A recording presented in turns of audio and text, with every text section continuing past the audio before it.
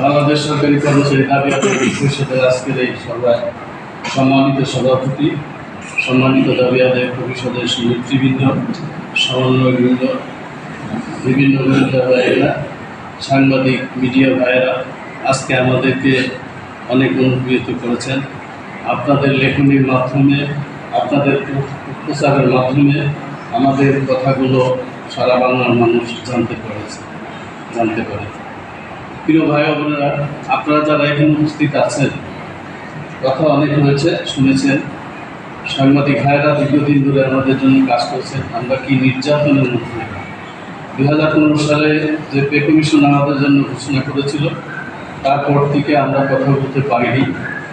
সেই কথা বলার সুযোগটি যারা করে দিয়েছে, জুলাই সেই আত্মদান যারা করেছে, আত্মদান করার পরিপ্রেক্ষিতে যারা আহত হয়েছে, যারা পঙ্গু হয়েছে, তাদের প্রতি শ্রদ্ধা জানিয়ে আমি জাতি কথা বলতে চাই।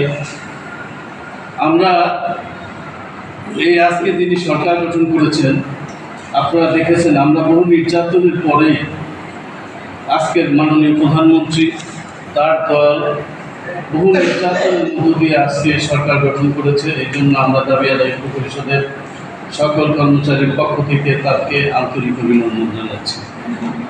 এবং অভিনন্দন জানাচ্ছি এই কারণেই, আমরা যেদিন আমাদেরকে অন্তর্বর্তী সরকার আশা দিয়ে ভাত দেওয়ার কথা বলে, দাবি দেওয়ার কথা বলে ডেকে দিয়ে আমাদেরকে লাঠি পিঠা করলো, টিয়ার গ্যাস মারলো, যখন বুলেট মারলো, তখন এই মাননীয় প্রধানমন্ত্রী আজকে পরের দিন তারিখ যে সে ওয়াদা করলেন যে নির্বাচনী ইশতেহারে আমরা ঘোষণা করলাম কর্মচারীদের, প্রজাতন্ত্রের কর্মচারীরা যে অভিযোগ অভাবে আছে, তাদের যে দুর্দশা আছে, যে কষ্টগুলো আছে, এই কষ্টগুলো নিরসনের জন্য আমরা জাতীয় পে কমিশন গঠন করবো। আপনাদেরকে যথাসময় সেটা পূরণ করব। আমরা আশা করি মাননীয় প্রধানমন্ত্রী যে কাজগুলো করছেন, এই কাজগুলির জন্য ধন্যবাদ জানাই। আপনার একটা জিনিস মনে রাখতে হবে, আপনার আম্মা যখন ছিলেন, বেগম খালেদা জিয়ার বহু আন্দোলন হয়েছে, আমাদের সাথে আলোচনা করে সেই দাবিগুলো পূরণ করেছে।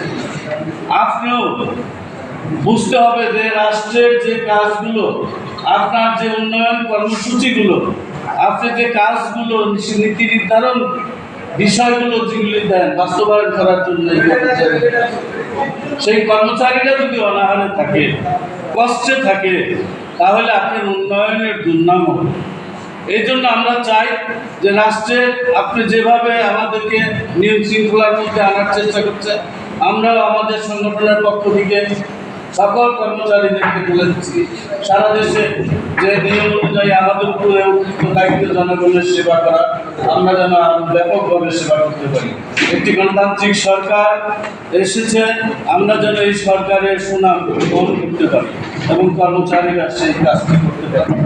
তাই আমরা আশা করব, আপনারা জানেন মিডিয়া ভাইরা, শুধু আমরা পে কমিশনের কথাটি সবাই বলি, কিন্তু পে কমিশনের সাথে আমাদের যে দাবিনামাটা, সেই দাবিনামায় অনেক কিছু আছে।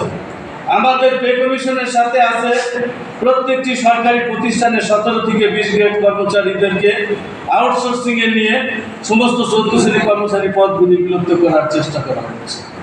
দাসপ্রথার মতো প্রত্যেকটি সরকারি প্রতিষ্ঠান চালানো হচ্ছে।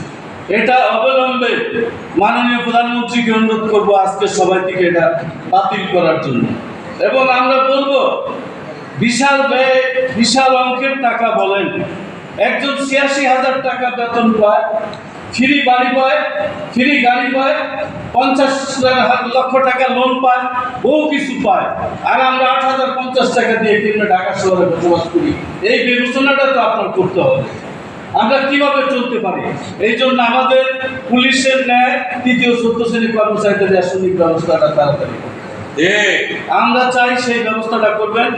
আর একটি জিনিস, যে 17 থেকে 20 গ্রেড কর্মচারীদেরকে পোশাক দেয় সারা বাংলাদেশে, সেই পোশাকটা টেন্ডারের মাধ্যমে দেয়, কন্ট্রাক্টরের মাধ্যমে দেয়, কিন্তু এই পোশাকটা যদি বেতনের সাথে দিয়ে দেয়, তাহলে কর্মচারীরা অনেক লাভবান হবে এবং ভালো পোশাক পরিচালনা করতে পারবে, পরিবেশ করতে পারবে। আমরা তাই আমি আমার বক্তব্য দীর্ঘায়িত করবো না। মুখ্য আছে আপনারা জানেন আমাদের উপরে যে জুলুম অত্যাচার হয়েছে বিগত সরকার করেছে, আমরা বিশ্বাস করি গণতান্ত্রিক সরকার তারেক জিয়া সাহেব জানেন অতীতের অনেক ইতিহাস আমাদের আছে, আমরা অনেক কিছু করেছি, অনেক ইতিহাস আছে। যদি তাই না থাকতো তাহলে ওই দিন 6 তারিখে শহীদ মিনার থেকে লক্ষ লক্ষ লোক প্রধানমন্ত্রীর বাসভবন ঘেরাও দিতে পারতাম না। সেই ক্ষমতাটা আমাদের আছে বিদায় আমরা আমাদের পেটের ক্ষুধা জ্বালার যন্ত্রণায় আমরা সেদিন বাধ্য হয়েছিলাম প্রধানমন্ত্রীর বাসভবন ঘেরাও দিতে। তাই আমরা আশা করব এইরকম যেন কোনো অবস্থায় এই গণতান্ত্রিক সরকারের বিষয় হয় না, এবং আমরা অবিলম্বে আমাদের যে পেট বিষয় এবং আমাদের যে দাবিগুলো বাস্তবায়ন করবেন, এবং আপনার প্রতি আমাদের এই অনুরোধ রইল। এবং এই অনুরোধ জানিয়ে মিডিয়া ভাইদেরকে আন্তরিক অভিনন্দন এবং শুভেচ্ছা জানিয়ে আপনাদের লেখনীর মাধ্যমে আপনাদের প্রচারের মাধ্যমে আমাদের দাবিগুলো অনেক অগ্রসর হয়, আমরা তাড়াতাড়ি পেতে পারি। সেই ব্যবস্থাটার জন্য আজকে ধন্যবাদ জানিয়ে আমি আমার বক্তব্য এখানে শেষ করছি। খোদা হাফেজ, বাংলাদেশ জিন্দাবাদ। বক্তব্য রাখবেন আমাদের